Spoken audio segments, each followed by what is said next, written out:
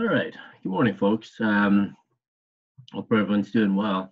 Let's pick up with where we left off with yesterday, and we were examining then boiling point and how how the atmospheric pressure, the external pressure, the pressure of outside of the liquid affects the boiling point itself. Because we define the boiling point. Remember, we define the boiling point as the temperature at which we first of all see all the bubbles. That's what we can observe. Okay, so the temperature at which the atmospheric pressure and the vapor pressure exerted by the liquid are exactly equal. So when that happens, that's when we observe. That's when we can observe then the bubbling that occurs that is characteristic of boiling. And so we can get liquid to boil. We can get the liquid to exert a greater vapor pressure by heating it up. As we heat it up, more and more of the liquid particles will vaporize, and as it does so, it builds up the vapor pressure above the liquid. And so as soon as the vapor pressure above the liquid equals the atmospheric pressure, then we reach the boiling point.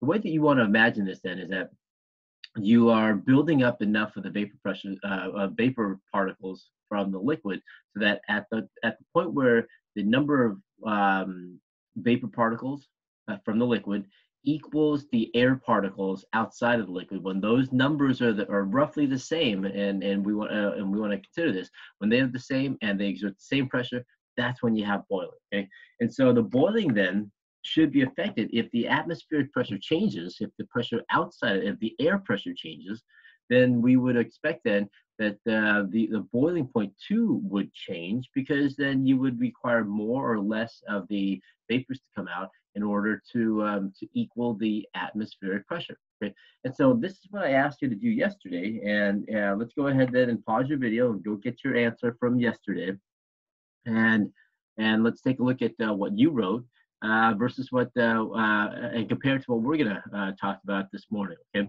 and so this morning what we're going to do is we're going to start out and we're going to examine the effects that altitude, that is, the effects that atmospheric pressure has on the boiling point, the temperature then at which a liquid boils. Okay, all right, let's go ahead and take a look at what we have here. We left off yesterday then, and I asked you to consider this. Okay, and we talked about this here, and let's go ahead and continue. The question I left, I asked you to consider as we left is that if this graph here, which plots for us now atmospheric pressure versus temperature, okay, temperature of the boiling point temperature versus atmospheric pressure, the graphs that we saw earlier in the previous few slides that we analyzed, it traced for us the vapor pressure of the liquid versus boiling point. We saw there then that as the temperature increased, the vapor pressure also increased, and we could compare then, use the differences in vapor pressure for different liquids at different temperatures. And we can use that to determine volatility of the liquid. Okay. Here what we're doing is we're going to go ahead and we're going to compare the atmospheric pressure. So this is the pressure exerted by the air outside of the liquid to the boiling point itself. Okay. And so let's go and take a look at what we have here. So this is the vapor pressure here, and saturation. Saturation just simply means then that this is the vapor pressure when it is equal to the atmospheric pressure. Okay, so you have equal vapor pressure to the atmospheric pressure. Okay, so as you take a look at this, it looks, as you notice here, as the atmospheric pressure increases as you go up, the vapor pressure is going to decrease as well. Okay, so as the atmospheric pressure increases, the vapor pressure that is needed is going to decrease. Okay, I'm sorry. As the vapor pressure decreases, as the atmospheric pressure decreases here, the vapor pressure also decreases. Okay, so we see that happening. And so as the vapor pressure decreases here, okay, we notice then that the temperature also decreases. Okay, so make sure you understand what this line here, and you got to make sure you take a look at this. What this line is giving us is it's giving us the vapor pressure of the liquid. This is the vapor pressure of the liquid. Okay, and we see then that the vapor pressure of the liquid drops as the atmospheric pressure drops. And so you see then that there is this relationship between the vapor pressure of the liquid and the atmospheric pressure here. But as a result, then you also see then that the boiling temperature, the boiling point temperature also drops as the atmospheric pressure drops. Okay, so as you go up in temperature, so let's go, as you go up in elevation, so let's go and take a look at this. So at an elevation of 2,400 meters above sea level, okay, above sea level, okay, you can take a look at this here, okay. The atmospheric pressure, let's say then, okay, about, let's go ahead and plot these lines first. So at 92 degrees, let's go ahead and take a look at this, 92 degrees, move it up to the line right about there. Okay, we can trace the line over right here. And then we see then that at that particular elevation, so about 2,400 meter elevation, we have a atmospheric pressure. Let's go ahead and write this down.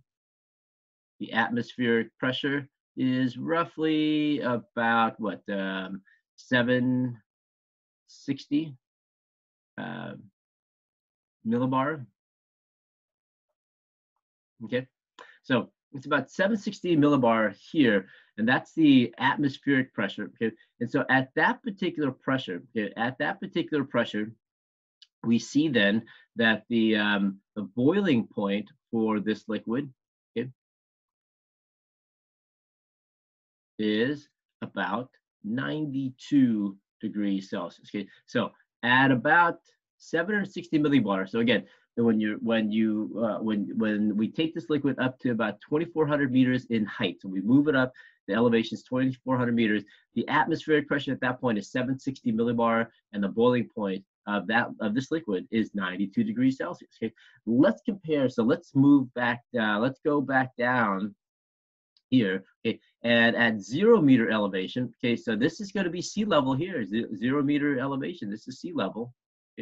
This is at sea level here. Okay, at 0 meter elevation, okay, we take a look at this.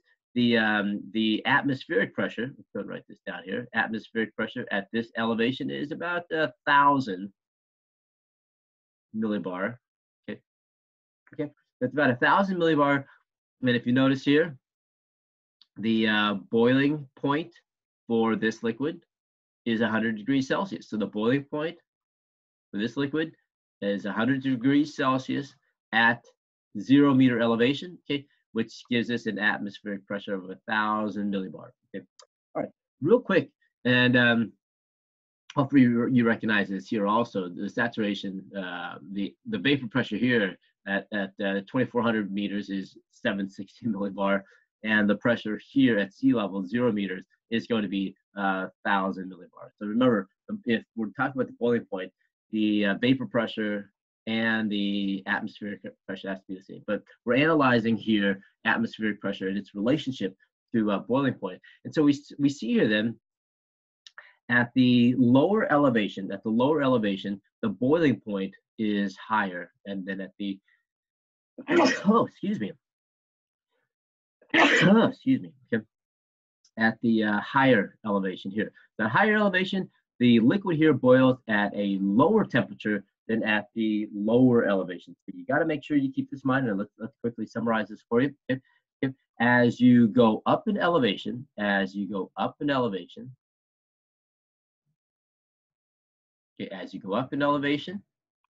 we see then that the atmospheric pressure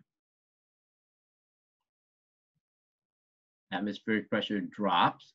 Okay, and as a result, and let me go ahead and continue this flow chart here. The vapor pressure required to bring it to boiling, the vapor pressure, vapor pressure drops. Okay, and then finally, and let me go ahead and clear this out really quickly. Okay, and then finally, the boiling point will drop. Okay, so use this flow chart here to recognize then that there's an inverse relationship between elevation and boiling point. There's an inverse relationship between elevation and boiling point. So as you go up in elevation, the boiling point drops. As you go down, as elevation gets small, as you go down in elevation, the boiling point is going to go up. Okay, and so you can easily imagine this being then, if we drew our air particles again, Remember, I told you to imagine the atmospheric pressure as being represented by a column of air. So here you have your column of air sitting on top. So this is your column of air particles sitting on top of the liquid. As you go down in elevation, you can imagine then that that air column here is going to be larger. There's going to be a larger air column as you go down in elevation. So you're going to have a greater atmospheric pressure down here. Greater atmospheric pressure, okay, lower elevation means greater atmospheric pressure, which means you're going to need a greater vapor pressure to match to equal the atmospheric pressure, which means then you'll have to have a greater boiling point. You have to put in more heat. Temperature has to be higher in order for you to generate that vapor pressure to equal the atmospheric pressure. So that's what you want to imagine. You can imagine that this air column here, so this here represents the air, okay, air pressure, okay, is going to be greater at the lower elevation than at the higher elevation. Okay? And so that's how we can imagine on the microscopic level the relationship between atmospheric pressure and elevation. And we talked about that back in when we talked about the gas gas unit when we talked about gases. But now you can see then how we can use this also to understand how the atmospheric pressure and the elevation affects the boiling point of the liquid as well. Okay. All right, very good. So that's how we can explain it, folks. That's how we can explain the relationship between elevation and boiling point. Okay, but the answer to the question that is right here given to us right here. There's an inverse relationship between elevation and boiling point. Okay. All right. Let's go ahead then, and let me just ask you a quick question here. Oops, sorry. Okay. What is this liquid? Okay, what's this liquid here? Hopefully you're able to answer that. Okay, so just to real quick, take a few seconds to answer the question here. So write it out on your paper for submission today. What's this liquid? What's this liquid and how do you know? Okay. Okay, so hopefully you recognize that this liquid is water. How do we know that this liquid is water? Well, let's take a look at this here, folks. We know this liquid is water because the boiling point. Let's go ahead and take a look at this. If you take a look at this here, the boiling point of this liquid is 100 degrees Celsius down at sea level. Okay, down at sea level, down at 0 meters here at sea level. The boiling point of this liquid is 100 degrees Celsius. Remember, I told you we can use boiling point to identify the liquid. Okay, and so the liquid here, the water here, boils at 100 degrees Celsius. We have it right here. Okay, and so there's no other liquid. There are other liquids that will boil close to 100 degrees Celsius, but this is an intensive property of water itself. Okay, so that's how we know that this is a water itself. Okay, so we refer to this then as the normal, and we'll talk about this a little bit more in just a moment. The normal boiling point of liquid. The normal boiling point just simply means the boiling point of a liquid at zero, at sea level. Okay, so at sea level. 1 atmosphere, 760 millimeters of mercury, and here we have then about 1,000 millibar. Okay, all right, very good. Let's go ahead then and let's continue on. Okay. So the boiling points, like we just to recap here, the boiling points is dependent on the external pressure. Okay, that is the atmospheric pressure. When we talk about external pressure, make sure you keep in mind then that what we are referring to here is the atmospheric pressure. So the external pressure here is the atmospheric pressure. Atmospheric pressure. Okay. All right. And so the relationship then is that the lower the external pressure is, okay, the less heat that's going to be required. Okay. So that means then, and I already do that flow chart for you. Please make sure you if you need to rewrite that on your own, to make sure you understand the relationship between altitude, atmospheric pressure, boiling point, vapor pressure, and boiling point. Okay. All right.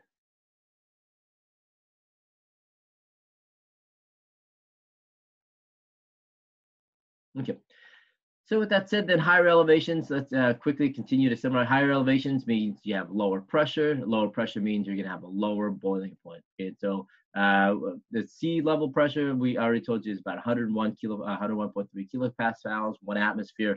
At that point, then a liquid will boil at what we call the normal boiling point. You go up to the top of Everest, for example, 34 kilopascals. Okay, then we would expect then water to boil at a lower temperature there. And the temperature the water boils there is about what 70, 80 degrees. I can't remember off the top of my head. But that's the boiling point of water. Now understand, you're going to see the liquid boil. You're going to see the water. You're going to see the water bubbling. But if you put a thermometer into the water, you're going to see then that the water is going to be boiling at a lower temperature, at a much lower temperature. Okay, and so let me ask you this quick question, just to kind of finish up with our discussion here. Okay, if this is true, if water boils at a lower temperature up at the top of Everest, okay, would it take you longer to boil an egg, or would the egg boil faster? So will the egg cook faster, or will it cook slower up at the top of Mount Everest? Real quick, write down the answer to that one, and then we'll talk about that. So just a quick question off that I'd like you to consider here as a more practical question. Okay, go ahead and answer the question. Will an egg cook faster, or will it cook slower at the top of Everest? Okay, let's consider this then. Okay, let's consider this and the question then, and let's do this. We said then that as we go up in elevation, so up in elevation, as elevation increases, this is what we have here. Okay, the boiling point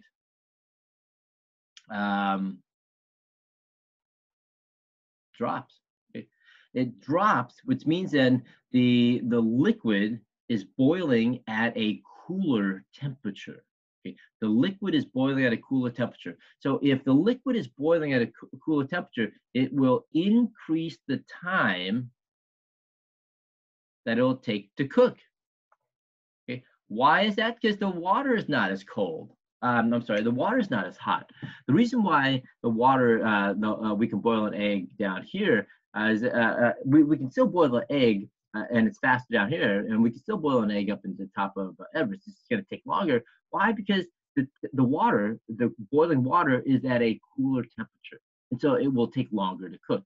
So if ever you've gone camping and you've had to boil pasta, or if you ever look at the back of the packages, say cake mixes or whatnot, you'll see then that quite a few of those items will have a set of instructions for cooking at high elevation versus cooking at sea level as well. Because you have to adjust the way you cook up at the higher elevations if you're going to use boiling water, because the water is boiling at a cooler temperature, and so it's going to take a little bit longer to cook everything.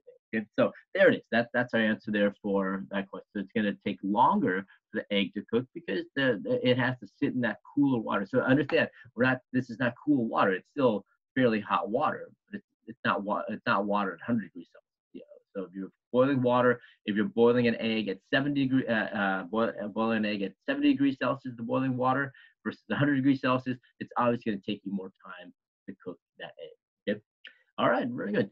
So just a quick practical thing, and now we're able to explain why it takes longer to cook up in higher elevations. So, all right, let's continue on then, and let's finish up here. And so yeah, so the boiling point of water is about 70 degrees Celsius. It's going to take a little bit longer to cook that egg. Okay. All right, so with that said, then we have to have a boiling point that we can use to compare different liquids, because like I told you, we can use liquid boiling points to identify liquids. Okay? And so we have defined what's called the normal boiling point.